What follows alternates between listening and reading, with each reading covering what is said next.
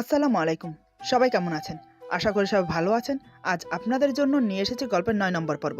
আশা করি গল্পটা আপনাদের ভালো লাগবে। তাহলে চলুন শুরু করা যাক। আরেকটু এখানে বসলে যে দুজনের মাঝে ঝগড়া শুরু হয়ে যাবে সেটা ভেবে এদিকে আমারও ভালো লাগছিল না, বিদায় উঠে দাঁড়ালাম। একটু পায়চারি করলে হয়তো ভালো লাগবে। এই ভেবে ২ কদম এগিয়ে গেলাম। হঠাৎ বলা নেই কোয়া নেই দীপা দৌড়ে এসে আমাকে জড়িয়ে ধরে। সে থরথর করে কাঁপছে আর বলছে, ভূত। আচমকা দৌড়ে এসে জড়িয়ে ধরাতে আমি কিছুটা ঘাবড়ে যাই। তার উপর ভূতের কথা শুনে আরো অবাক হই। মেয়েটা বলে কি এখানে ভূত আসবে কোত্থেকে? এদিকে দীপার অবস্থা খুবই খারাপ। সে যে ভীষণ ভয় পেয়েছে সেটা আমি অনুমান করতে পারছি। ভয়ে সে থরথর করে কাঁপছে আর আমাকে শক্ত করে জড়িয়ে ধরে রেখেছে, যার জন্য আমি নড়াচড়া করতে পারছি না। আমি এক হাত দিয়ে ওকে জড়িয়ে ধরে অন্য হাত দিয়ে ওর মাথায় হাত বুলিয়ে দিচ্ছি। ওকে স্বাভাবিক হওয়ার জন্য কিছুক্ষণ সময় দিলাম। আমি ওর মাথায় হাত বুলাতে বুলাতে বললাম, এই দীপা, তুমি ঠিক আছো তো? কি হয়েছে বলো? দীপা কাঁপা কাঁপা গলায় বলে, নিচে চলুন, এখানে ভূত আছে। আমি বললাম, কি বলছো তুমি? এখানে ভূত আছে? কে বলেছে তোমাকে? কই, আমি তো কখনো দেখিনি। দীপা বলে, আমি কি মিথ্যে বলছি? ওই দিকটা ছাদে সাদা কাপড় পরা ইয়া লম্বা ভূত। ওরে বাবা, আমি আর এখানে এক মুহূর্ত থাকবো না, চলুন নিচে যাই। আমি বললাম, তার আগে তোমার ভূতের সাথে সাক্ষাৎ করি। দীপা বলে, কি ভূতের সাথে সাক্ষাৎ? ওরে বাবারে, আমি নেই, আমি আর এক পাও ওদিকে যাব না। আমি বললাম, আহা, এমন করছো কেন? আমি তো আছি নাকি? তোমার ভয় কিসের? আমিও দেখি আমার বোটা কোন ভূতকে দেখে এত ভয় পেল। দীপা যেতে চাইছে না, আমাকে জড়িয়ে ধরে দাঁড়িয়ে আছে। আমি ওকে এক প্রকার বাধ্য করে নিয়ে গেলাম ওখানে। সেখানে গিয়েও সে আমাকে জড়িয়ে আছে। আমি বললাম, কোথায় তোমার ভূত? দেখাও। দীপা কিছুটা বিরক্ত হয়ে বলে, আপনি কি অন্ধ? ওই যে সামনের লাগোয়া ছাদে পায়চারি করছে, দেখতে পারছেন না? বাবা, জীবনে দেখিনি বা শুনিওনি ভূতও পায়চারি করে, এ প্রথম দেখলাম। আচ্ছা, একটা কথা বলুন তো, ভূত তো উড়ে উড়ে বেড়ায়, তাহলে এ কেন পায়ে হাঁটছে? দীপার কথা শুনে আমি হাসি চেপে রাখতে পারলাম না, হো হো করে হাসতে শুরু করলাম। দীপা অবাক হয়ে আমার দিকে তাকিয়ে আছে। কিছুক্ষণ এভাবে তাকিয়ে থেকে সে বলে, আপনি হাসছেন? ভূত তো আপনার চোখের সামনে। এরপরও ভাবছেন আমি মিথ্যে বলছি? এই দেখুন কি সুন্দর পায়চারি করছে। এক মিনিট, আচ্ছা, এমনটা নয় তো? আমি যেটা দেখছি সেটা আপনি দেখতে পাচ্ছেন না? আমি হাসি থামিয়ে বললাম, হাসবো না তো কি করব বলো? তুমি যা বলছো তাতে না হেসে থাকা যায়? তোমার মানুষ ভূত, সে তো পায়চারি করবেই, কারণ সে যে মানুষ। দীপা হতবাক হয়ে আমার দিকে তাকিয়ে বলে, কি মানুষ? ওইটা মানুষ, ভূত না তাহলে? আমি বললাম, তা নয় তো কি, দাঁড়াও ১ মিনিট, তোমার কাছে এখন সব ক্লিয়ার হয়ে যাবে। এই বলে আমি সামনের ছাদে থাকা ভূত না মানে লোকটাকে ডেকে বললাম, গফুর চাচা, তুমি এখনো ঘুমাওনি? আজও নিশ্চয়ই ঘুম আসছে না তোমার? আজ সন্ধ্যার পর কয়বার চা খেয়েছ? আমার কথা শুনে গফুর চাচা রেলিং এর কাছে এসে বলে, আর বলিস না রে বাবা, তোর চাচি আজ আমাকে ৩ বার চা খাইয়েছে। সে জানে চা বেশি খেলে আমার রাতে ঘুম আসে না। কিন্তু কে শুনে কার কথা? একবার সন্ধ্যার সময় খেলাম, তার কিছুক্ষণ পর মেহমান আসলো, মানে আমার বোন। তখন ওদের সাথে এক দফা খেলাম। ওরা চলে যাওয়ার পর আবার আসলো আমার শালার বউ, তখন ওদের সাথে আরেক দফা খেলাম। এমনি এমনি করে ৩ বার হয়ে গেল। তা তুমি এত রাতে কি করছো এখানে? নিশ্চয়ই আজ বন্ধুদের সাথে আড্ডা দেবে। তা তোমার বন্ধুরা কোথায়? হঠাৎ ওনার চোখ পড়লো আমাকে কেউ জড়িয়ে ধরে আছে। চোখের চশমা ঠিক করে তিনি আবার বলে, বাবা মহিন, ওটা কে যে তোমাকে জড়িয়ে ধরে আছে? দীপা এতক্ষণ আমাকে জড়িয়ে ধরেছিল। গফুর চাচার কথা শুনে সে তৎক্ষণাৎ আমাকে ছেড়ে দিয়ে দূরে গিয়ে দাঁড়ায়। সে লজ্জায় মাথা নিচু করে আছে। আমি ওর দিকে তাকিয়ে রইলাম। গফুর চাচার কথার কোনো উত্তর দিলাম না। তাই আবার বলে, কি রে, কথা বলছিস না কেন? মেয়েটি কে? আমি দীপার দিকে তাকিয়ে থেকেই বললাম, আমার স্ত্রী। আমার মুখে কথাটা শুনে দীপা অবাক হয়ে তাকিয়ে থাকে আমার দিকে। এদিকে গফুর চাচাও আমার কথা শুনে অবাক হয়ে যায়। গফুর চাচা বলে, বিয়ে করলি কবে? শুনলাম না যে। আমি বললাম, সে অনেক কথা, তোমাকে পরে খুলে বলবো, এখন আমি আসি। গফুর চাচা বলে, বৌমাকে নিয়ে আমাদের বাড়িতে বেড়াতে আসিস, তাহলে তোর চাচি খুব খুশি হবে। আমি আসবো বলে দীপাকে নিয়ে নিচে চলে এলাম। এদিকে দীপা মনে মনে ভাবছে, ইস, আমি কত বোকা, একটা জলজ্যান্ত মানুষকে ভূত ভেবে বসলাম। ছি ছি ছি, আমাকে উনি কি ভাবছেন কে জানে। ভয়ে আমি ওনাকে শক্ত করে জড়িয়ে ধরেছিলাম। জানি না উনি মনে মনে সেটা নিয়ে কি ভাবছেন। এই প্রথম তিনি আমাকে কারোর সামনে বউ হিসেবে স্বীকৃতি দিলেন। মনের ভিতরে অন্যরকম একটা ভালো লাগা ফিল হচ্ছে। দীপাকে ভাবতে দেখে আমি বললাম, কি হলো, কি এত ভাবছো? দীপা বলে, কই কিছু না তো, রাত অনেক হয়েছে, আপনি বসুন, আমি খাবার নিয়ে আসছি। এই বলে দীপা চলে যাচ্ছিল। আমি ওর হাত ধরে টেনে নিজের বুকের সাথে জড়িয়ে নিলাম। দীপা ২ হাতে আমার বুকের শার্ট খামচে ধরে বলে, কি করছেন? আমি বললাম, কেন, তোমাকে আদর করছি। দীপা বলে, দেখুন, আপনার বোঝা উচিত আপনি এখন অসুস্থ। আমি বললাম, আমি অতটাও অসুস্থ না যে তোমাকে আদর করতে পারবো না। এই বলে ওর ঠোঁটে কিস করতে যাব, ঠিক তখনই সে আমার মুখ চেপে ধরে বলে, না, এখন না, এসব পরে হবে, আগে খাওয়া দাওয়া করে মেডিসিন খেয়ে নিন। আমি বললাম, পরে দেবে তো? দীপা বলে, দেব, তবে শুধু একটা কিস, এর থেকে বেশি কিছু না। আমি বললাম, না, আমার একটা কিসও হবে না, আমার সব চাই। দীপা বলে, কথায় আছে না, বেশি খেতে চাইলে অল্পের দেখাও পায় না। আমি মুখ ভার করে বললাম, ঠিক আছে, আমার কিচ্ছু লাগবে না, তোমাকে চুমুও দিতে হবে না। এই বলে ওকে ছেড়ে দিলাম। দীপা বুঝতে পারলো আমি অভিমান করেছি, তারপরও সে কিছু বলল না। আমার জন্য খাবার আনতে রান্নাঘরে চলে গেল। কিছুক্ষণ পর খাবার নিয়ে এসে বলে, হাঁ করুন, খাবারটা খেয়ে নিন। আমি বললাম, আমি খাবো না। দীপা বলে, দেখুন, সবসময় জিদ করা ভালো না। আপনার বোঝা উচিত আমি কেন আপনাকে বাধা দিচ্ছি। আপনি এখন দুর্বল, মাত্র হসপিটাল থেকে এসেছেন, 2-1 দিন রেস্ট নিন, তারপর না হয় যা মন চায় করবেন, আমি বাধা দেব না। এখন খাবারটা খেয়ে নিন। আমি কিছু না বলে চুপচাপ খেয়ে নিলাম। দীপা আমাকে মেডিসিন খাইয়ে শুইয়ে দিল। সে খাওয়া দাওয়া কমপ্লিট করে নিচে বিছানা করছে শোয়ার জন্য। এটা দেখে আমি একটু অবাক হলাম। ও নিচে ঘুমাচ্ছে কেন? আমি বললাম, এই তুমি নিচে ঘুমাচ্ছ কেন, উপরে ঘুমাবে না? দীপা বলে, না, যতদিন পর্যন্ত আপনি সুস্থ না হবেন ততদিন আমি নিচে ঘুমাবো। আমি ওর কথা শুনে বিস্ফারিত চোখে ওর দিকে তাকিয়ে রইলাম। আমি বললাম, আমি সুস্থ হওয়ার সাথে তোমার উপরে ঘুমানোর সম্পর্ক কি? এটার মানে তো বুঝলাম না। দীপা বলে, কারণ একটাই, আপনার বিশ্বাস নেই। সন্ধ্যার সময় কি করেছেন মনে আছে? রাতে যে অমন কিছু করবেন না তার কোনো গ্যারান্টি নেই। জানি না এই অসুস্থ শরীরের মাঝেও আপনার এত নেশা কোত্থেকে আসে। নিজেকে একটু কন্ট্রোল করুন। আমি কোথাও পালিয়ে যাচ্ছি না। আমার দেহটা ছেড়ে ছেড়ে ভোগ করার জন্য অনেক সময় পাবেন। এখন আপাতত 2-4 দিনের জন্য নিজের শরীরের দিকে খেয়াল রাখুন। ওর কথা শুনে আমার মেজাজ খুব গরম হলো। আমি রেগে গিয়ে বললাম, তুমি নিজেকে কি ভাবো? সবসময় উল্টাটা ভাবো কেন? স্বামী স্ত্রী একসাথে থাকলে তাদের মাঝে অনেক কিছুই হবে, এটাই স্বাভাবিক। তোমাকে আমি আদর করব, এটার জন্য নিশ্চয়ই কারো থেকে অনুমতি নিতে হবে না। আর সবসময় এটা বলো কেন আমি তোমাকে ছেড়ে ছেড়ে ভোগ করি? দেখো, আমি তোমাকে ভালোবেসেই আদর করি, কিন্তু সেটা তুমি উপভোগ করো না। সেটা তো আর আমার দোষ না, নিজের দোষ। দীপা বলে, ওইটাকে ভালোবাসা বলে? ছি, আপনার ভালোবাসার কি ছিরি, আমার প্রতিটা অঙ্গে অঙ্গে দাগ লাগিয়ে দিয়েছে। এই বলে বুক থেকে ওন্না সরিয়ে বলে, এই দেখুন আপনার ভালোবাসার নমুনা। এটাকে বুঝি ভালোবাসা বলে? তাহলে প্রকৃত ভালোবাসাকে কি বলবে? জোর করে ঝাঁপিয়ে পড়ে টর্চার করে উপভোগ করাকে ভালোবাসা বলে না, তাকে এক প্রকার ধর্ষণ বলা হয়। আপনি ঠিক সেই আচরণটাই করেন আমার সাথে।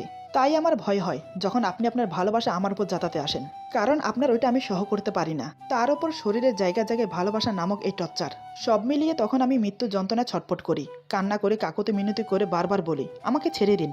কিন্তু আপনি আমার কথা শুনবেন কেন? আমার কষ্ট তো আপনার চোখেই পড়ে না, আর পড়বেই বা কি করে? তখন তো আপনি হোশেই থাকেন না। ধুর, আমি কাকে কি বোঝাচ্ছি? এসব বোঝার মতো মন মানসিকতা আপনার নেই। এখন বলুন, আর কিছু লাগবে? যদি লাগে আমি এনে দিচ্ছি, বলুন। আমি অবাক হয়ে এক দৃষ্টিতে দীপার দিকে তাকিয়ে আছি। আসলে আমার চোখ ওর বুকের দিকে, অন্য কিছু দেখছি না। দেখছি আমার দেওয়া কামড় আর আঁচড়ের দাগ। ওর ফর্সা শরীরে কালো কালো দাগ হয়ে আছে।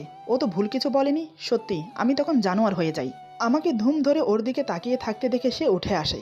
এসে আমাকে শুইয়ে দিয়ে চাদরটা গায়ের উপর টেনে দেয়। আমার মাথায় হাত বুলিয়ে কপালে আলতো করে একটা চুমো দেয়। আমি তখনও ওর দিকে তাকিয়ে আছি। দীপা আমার চোখে চোখ রেখে বলে, ক্ষমা করবেন আমাকে। আসলে আমি এসব বলতে চাই না। কেন যে বারবার আপনাকে কষ্ট দিয়ে ফেলি বুঝতে পারি না। প্লিজ রাগ করবেন না, ঘুমিয়ে পড়ুন। আমি কিছু না বলে ওর দিকে তাকিয়ে রইলাম। দীপা আবার আমার কপালে চুমো দেয়, তারপর 2 চোখে 2 গালে, এরপর ঠোঁটে কিস করে ঘুমোতে চলে যায়। ও যে আজ নিজে থেকে আমাকে এতগুলো আদর দিল, সেটা দেখেই আমি অবাক। কারণ আজ ওর ছোঁয়ায় ভালোবাসা ছিল। কিন্তু আমি একা ঘুমোবো কেন, যখন আমার বউ সাথে আছে? বউ রেখে একা ঘুমানো যায় না, এটা সম্ভব না। তাই আমি বালিশ নিয়ে ওর বিছানায় গিয়ে ওর পাশে শুয়ে পড়লাম। আমাকে এসে ওর পাশে ঘুমোতে দেখে দীপা অবাক হয়ে চোখ বড় বড় করে আমার দিকে তাকিয়ে আছে। আমি ওর চোখের দিকে তাকিয়ে চোখ বন্ধ করে নেই। দীপা তখনও আমার দিকে একইভাবে তাকিয়ে আছে। একটু পর আমি আবার চোখ খুলে তাকাই, দেখে সে এখনো তাকিয়ে আছে। আমি বললাম, অমন করে কি দেখছো? আমি একা ঘুমোবো কেন, আমি তোমার সাথে ঘুমোবো। দীপা বলে, না, এখানে ঘুমোতে হবে না, আপনি উপরে যান। আমি বললাম, আমি যাব না। দীপা বলে, আরে বুঝতে পারছেন না কেন? মেঝেতে শুলে আপনার ঠান্ডা লেগে যাবে, তাই বলছি উপরে যান। আমি বললাম, তাহলে তুমি আসো। দীপা বলে, আমি কেন যাব? আমি বললাম, তাহলে আমিও যাব না। দীপা বলে, আপনি পাগলামো কেন করছেন? মেঝেতে ঘুমালে আপনার ঠান্ডা লেগে যাবে, শরীর ব্যথা করবে। জীবনে কোনোদিন মেঝেতে ঘুমিয়েছেন? আমি বললাম, না। দীপা বলে, তাই বলছি আপনি পারবেন না, আমার কথা শুনুন প্লিজ। আমি বললাম, তোমাকে ছাড়া আমার একা ঘুম আসবে না। এই বলে আমি ওকে জড়িয়ে ধরলাম। দীপা বুঝতে পারলো আমাকে না করলেও আমি শুনবো না। বাধ্য হয়ে সে বলে, ঠিক আছে, চলুন উপরে। আমি বললাম, তুমি না এলে আমি উপরে যাব না। দীপা একটু রাগিত সুরে বলে, আরে বাবা, আমি যাচ্ছি তো, চলুন। এই বলে দীপা আমাকে বিছানার উপর এনে শুইয়ে দিল। তারপর আমাকে ওর বুকে নিয়ে মাথায় হাত বুলিয়ে দিতে লাগলো। আমিও ওর বুকে মাথা রেখে ওর কোমর জড়িয়ে ধরে শুয়ে রইলাম। দীপা আমার মাথায় হাত বুলাতে বুলাতে বলে, আমি হাত বুলিয়ে দিচ্ছি মাথায়, ঘুমিয়ে পড়ুন। আমি বললাম, তুমি ঘুমাবে না? দীপা বলে, আগে আপনি ঘুমান, তারপর আমি ঘুমাবো। আমি বললাম, কেন, এমনটা কেন? দুজন একসাথে কি ঘুমানো যায় না? দীপা বলে, যেত যদি আপনি মানুষটা কথা শুনতেন, কিন্তু আপনি তো শোনার পাত্র না। দেখা যাবে আমাকে ঘুম পাড়িয়ে নিজে আমার উপর চড়াও হবেন। তখন না নিজে ঘুম যাবেন, না আমাকে ঘুম যেতে দেবেন।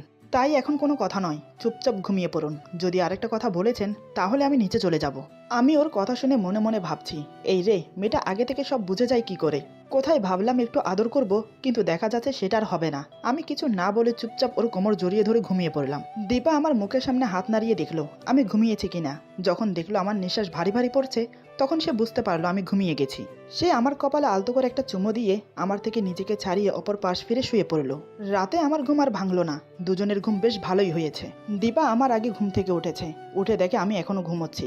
সে আগের মতোই আমার কপালে আরও একটা চুমো দিয়ে উঠে পড়লো।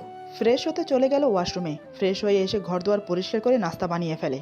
তখন আমি ঘুমিয়ে আছি, আরও কিছুক্ষণ অপেক্ষা করে আমার ঘুম ভাঙার জন্য। কিন্তু যখন দেখলো আমার ঘুম ভাঙছে না, তখন সে আমাকে ডাকতে আসে। আমার পাশে বসে বালিশে হেলান দিয়ে আমার মুখের উপর ঝুঁকে পড়ে আমাকে দেখতে থাকে। আমার ঘুমন্ত চেহারা দেখে আমাকে ডাকতে ভুলে গেল দীপা। সে অপলক নয়নে তাকিয়ে আছে আমার দিকে। আমাকে যত দেখছে ততই যেন সে মুগ্ধ হচ্ছে। এমন একটা মানুষ যে তার জীবনসঙ্গী, এটা ভেবেই যেন তার গর্ব হয়। কিন্তু আমার মন সে বুঝে উঠতে পারছে না আমি আসলে কেন ওকে বিয়ে করলাম। কি এমন দেখলাম ওর মাঝে? দীপা আমার পাশে আতশোয়া হয়ে আমার চুলে আঙ্গুল গলিয়ে হালকা করে টানতে থাকে আর আমাকে দেখতে থাকে। একসময় সে আমার কপালে চুমো খায়। দীপা আমার মুখের সামনে এতটাই ঝুঁকেছিল যে যার জন্য আমার ঘুম ভেঙে যায়, কারণ ওর মুখের গরম নিঃশ্বাস আমার মুখের উপর পড়ে। দীপাকে এত কাছে দেখে আমি এক ঝটকায় ওকে বুকে টেনে নিলাম। দীপা ব্যাপারটা বুঝে ওঠার আগেই ঘটনাটা ঘটে। আমি ওকে জড়িয়ে ধরে বললাম, আমার এত কাছে এসে কি দেখছিলে শুনি? কি এমন দেখছিলে খুঁটিয়ে খুঁটিয়ে? আমার কথায় দীপা থতমত খেয়ে যায়। কি বলবে ভেবে পাচ্ছে না, ও তো সত্যি সত্যি আমাকে দেখছিল। দীপাকে ভাবতে দেখে আমি বললাম, কি হলো, কি এত ভাবছো? আমার কথার উত্তর দিচ্ছ না কেন? দীপা বলে, আমি কেন আপনাকে দেখতে যাব? আমি তো আপনাকে ঘুম থেকে ডাকতে এসেছি। আমি বললাম, তাই বুঝি? দীপা বলে, তা নয়তো কি? আমি বললাম, আমি এই প্রথম দেখলাম কাউকে ডাকতে হলে এত ঝুঁকে পড়ে তার মুখের সামনে মুখ এনে কাউকে ডাকে। তবে একটা কথা বলি, আমার কাছে বেশ ভালো লেগেছে। প্রতিদিন আমাকে এভাবে ডেকে দেবে, ঠিক আছে? দীপা বলে, ইস কত শখ, আমি পারবো না। আমি বললাম, কেন পারবে না? দীপা বলে, পারবো না মানে পারবো না, তার কোনো মানে হয় না। এখন উঠুন, সকাল পেরিয়ে দুপুর হয়ে যাচ্ছে। আমি বললাম, উঠবো, তার আগে তুমি এভাবে একটু থাকো আমার বুকে, আমার কাছে ভালো লাগছে। দীপা বলে, কিন্তু আমার ভালো লাগছে না। আমি ভ্রু কুঁচকে বললাম, কেন?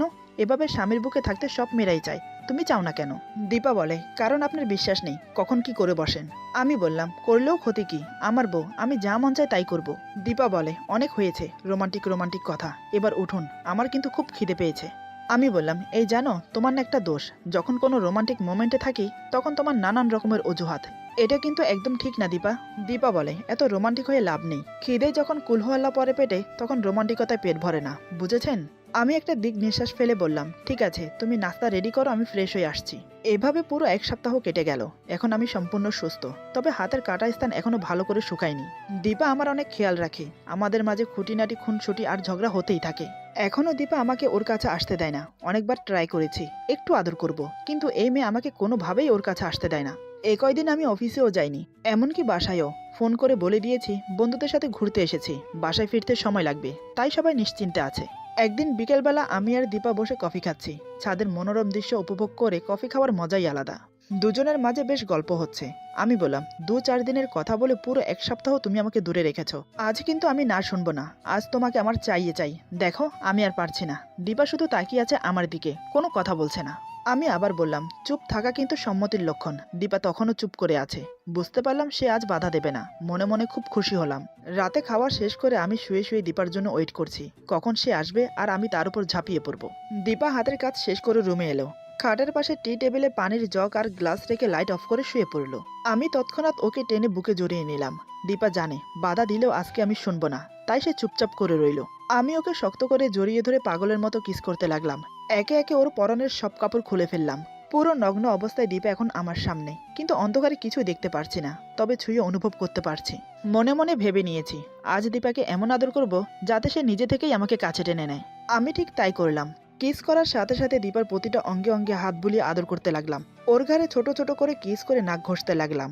ওর বুকে 2 হাত দিয়ে চেপে ধরে বুকের মাঝখানে মুখ গুজে দিলাম। তাতে দীপা শিউরে ওঠে আমার চুল খামছে ধরল। দীপা আমার মাথাটা ওর বুকের সাথে চেপে ধরে কপালে চুমো খেলো। আমি ওর বুকে মুখ গুজে নাক আর ঠোঁট ঘষতে থাকি। এক হাতে ওর কোমর ধরে আরো কাছে টেনে নিলাম। ধীরে ধীরে আমি ওর নাভির কাছে এসে কিস করতে থাকি। এতেই দীপার পুরো শরীর কেঁপে উঠল। দীপা এখন খুব উত্তেজিত হয়ে আছে, তার মুখের গরম নিঃশ্বাস ঘন ঘন পড়ছে। আমি আর দেরি না করে সঙ্গমে লিপ্ত হলাম। দুজনে মেতে উঠলাম শারীরিক মিলনে। আজ দীপা নিজেকে ছাড়ানোর একটুও চেষ্টা করলো না, পরন্তু তার ভালোবাসার ছোঁয়া দিয়ে আমাকে ভরিয়ে দিতে লাগলো। আজ দুজন পরিতৃপ্তির ভালোবাসায় মেতে উঠেছি। একসময় দুজনেই ক্লান্ত হয়ে একে অপরের উপর এলিয়ে পড়লাম। আমি জোরে জোরে নিঃশ্বাস নিতে নিতে বললাম, দীপা, আজ তো আমি তোমার সাথে জানোয়ারের মতো ব্যবহার করিনি, তোমাকে তোমার মতো করে ভালোবেসেছি। নিশ্চয়ই তুমি আজ আমার ভালোবাসা উপভোগ করেছো। দীপা আমার বাহুতে মাথা রেখে আমাকে জড়িয়ে শুয়ে আছে। কোনো কথা বলছে না।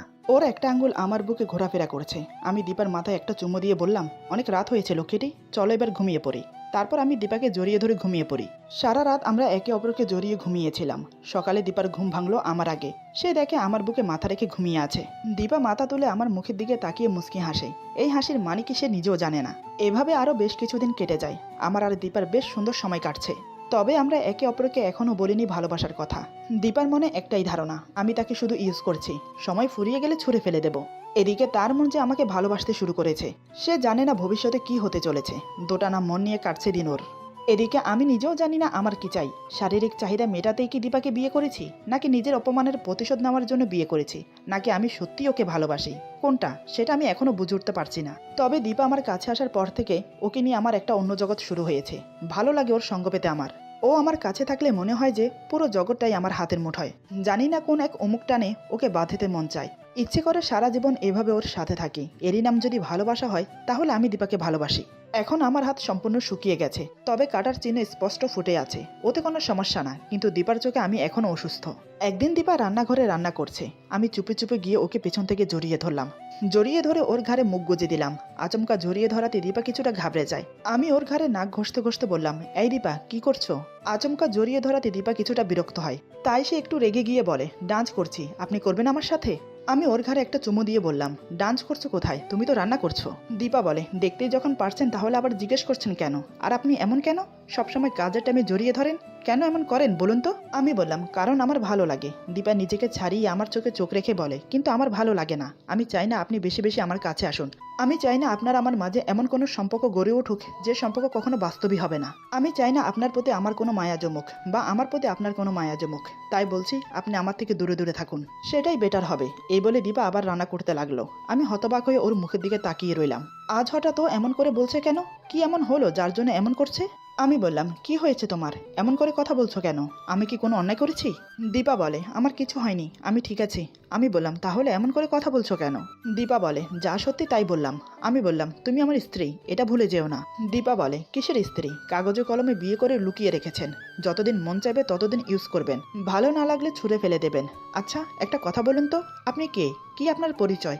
আজ পর্যন্ত আমি এটাই জানতে পারলাম না। আপনি যে আমাকে নিজের বউ বলে দাবি করেন, আপনার সেই বউ আপনার সম্পর্কে কিছুই জানে না। আর এটা কেউ জানবে না আপনি বিয়ে করেছেন, আপনার বউ আছে। তাহলে এই সম্পর্কের কোনো মানে আছে বলুন তো? দীপা কথাগুলো রান্না করতে করতে বলছে। আমি হঠাৎ ওর দুহাত দেয়ালের সাথে চেপে ধরে বললাম, এই আমার দিকে তাকাও তো। দীপা নিচের দিকে তাকিয়ে আছে। আমি বললাম, কি হলো, আমার দিকে তাকাও। দীপা ছলছল নয়নে আমার দিকে তাকালো। ওর চোখের কোণে জল চকচক করছে। আমি বললাম, কি হয়েছে তোমার, আমাকে বলো। দীপা আমার চোখের দিকে তাকিয়ে বলে, কিছু না, আমি ঠিক আছি। আমি বললাম, কিছু ঠিক নেই তোমার, তোমার চোখ দুটো তাই বলে দিচ্ছে। ওই চোখে আমাকে হারানোর ভয় আমি দেখতে পাচ্ছি। তোমার কি মনে মনে ভয় হয় আমাকে হারানোর? দীপা বলে, আমি জানি না। আমি বললাম, কি জানো না তুমি, বলো তো? দীপা বলে, কিছু জানি না, কেন এমন হয়? আমি বললাম, আদর করে দেবো একটু, যাতে আমার লক্ষ্মীটার মন ভালো হয়ে যায়। দীপা বলে, না, আমার কিছু চাই না, রান্না চুলার উপরে, আপনি যান, ফ্রেশ হয়ে আসুন। আমি ওর কপালে একটা চুমু দিয়ে বললাম, বিকেলে রেডি হয়ে নিও, তোমাকে এক জায়গায় নিয়ে যাব। দীপা একটু অবাক হয়ে বলে, কোথায় যাব? আমি বললাম, তোমার মতো মেয়েদের যেখানে থাকা উচিত সেখানে নিয়ে যাব তোমাকে। দীপা ঘাবড়ে গিয়ে বলে, আমার মতো মেয়েদের মানে বুঝলাম না, সঠিক করে বলুন তো, কোথায় নিয়ে যাবেন? আমি বললাম তো, তোমার মতো মেয়েদের যেখানে থাকা উচিত সেখানে নিয়ে যাব। দীপা মনে মনে ভাবে, এই লোকটা আমাকে বিক্রি করে দেবে না তো খারাপ জায়গায়? দীপা বলে, আমি কোথাও যাব না। আমি বললাম, কেন যাবে না? দীপা বলে, এমনি। আমি বললাম, বিকেলে আমার সাথে যাচ্ছ, এটাই ফাইনাল। দীপা বলে, বললাম তো আমি যাব না। এতবার না শোনার অভ্যাস আমার নেই। ওর না শুনে আমার মেজাজ গরম হয়ে গেল। আমি তৎক্ষণাৎ ওর গাল চেপে ধরে বললাম, এত না করিস কেন? তোকে যেটা বলেছি সেটা শোন। বেশি বেশি কথা বলার একদম চেষ্টা করবি না। তোদের মতো মেয়েদের যেখানে রাখলে ঠিক থাকবি সেখানে নিয়ে যাব তোকে। তাই বলছি, আর কথা বাড়াবি না, বিকেলে রেডি হয়ে থাকবি। এই বলে ওকে ধাক্কা দিয়ে চলে এলাম রুমে। সারাদিনে আমাদের মাঝে তেমন কোনো কথা হলো না, কারণ দীপা রেগে আছে আমার উপর, তার উপর আমিও অভিমান করে আছি ওর সাথে। বিকেলের দিকে দীপা রেডি হয়ে নিল, আমিও জামা কাপড় পরে রেডি হয়ে নিলাম। ওকে দেখে চোখ সরাতে পারছিলাম না, কি অপূর্ব লাগছে। এমনতো অবস্থায় ওকে একটু আদর না করলে হয়? এই ভেবে আমি ওকে জড়িয়ে ধরতে যাব, ঠিক তখনই দীপা যা করলো তা আমি একটু প্রত্যাশা করিনি ওর কাছ থেকে। মেয়েটা কি সত্যি পাগল হয়ে গেল? মাঝে মাঝে এমন কিছু করে যেটা আমি বুঝে উঠতে পারি না। হঠাৎ এমন কেন করলো সেটাও বুঝতে পারছি না। এরপর যা হলো, আজকের গল্প এখানে সমাপ্ত। গল্পের বাকি অংশ পেয়ে যাবেন আগামী পর্বে। আশা করি গল্পটা আপনাদের ভালো লাগবে। সবাই ভালো থাকবেন, সুস্থ থাকবেন, আর বন্ধুদের সাথে বেশি বেশি করে শেয়ার করবেন। আল্লাহ হাফেজ।